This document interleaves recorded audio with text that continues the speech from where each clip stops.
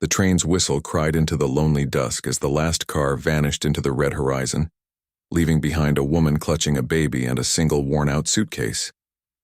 Dust spiraled around her boots as she stood frozen on the old wooden platform, her face pale beneath the brim of her borrowed hat. The sign above her read Colton Creek, a forgotten stop somewhere between nowhere and God's mercy. She didn't know how she got here, not really, only that the man who promised her a future had stepped off the train for a drink and never came back. The baby in her arms whimpered, its little hand curling around her finger as if begging her not to disappear too. She whispered, "Shh, it's all right." But her voice trembled, hollow like the wind that chased through the prairie. She had no name to give when the station master asked, "Miss, you got someone coming for you?" She shook her head, clutching the child closer. He shrugged, muttered something about the next train being 3 days off, and went back inside. The platform emptied. The world felt too wide and cruel for one woman and a baby to survive. That was when she saw him. He was leaning against a post near the hitching rail, silent as a statue carved from dusk and dust.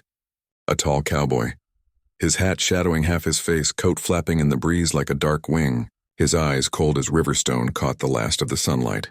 He said nothing, just watched her like he'd been expecting her all along.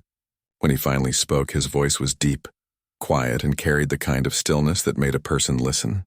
"You lost, ma'am?" She swallowed hard. I think so." He nodded once, as if that made sense. "You got a place to go?" She shook her head.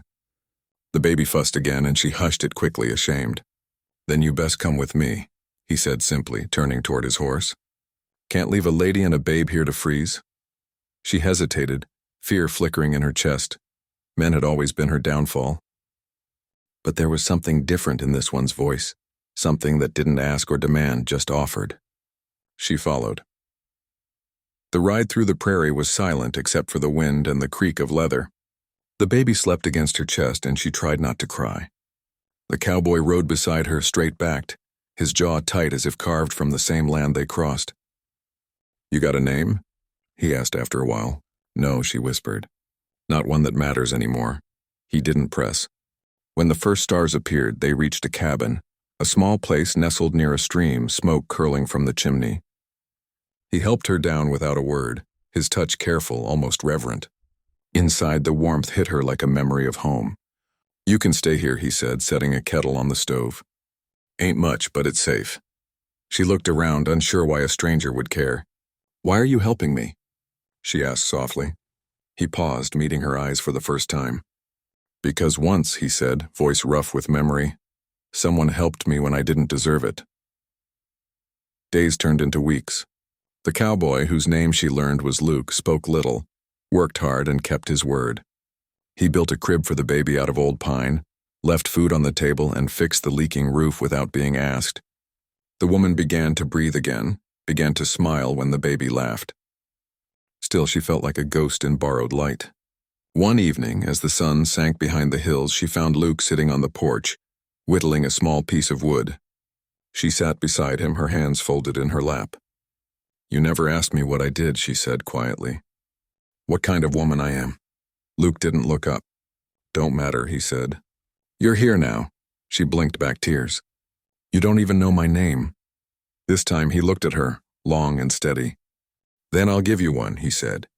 "You do now." The silence that followed was heavier than any storm. He held out the little wooden piece he'd been carving. It was a small plaque, the letters rough but clear. Grace. Her breath caught. "Grace," she repeated, the word trembling in her mouth like a prayer she'd forgotten. "Ain't no better name," Luke said, standing up. "Means you've been given another chance."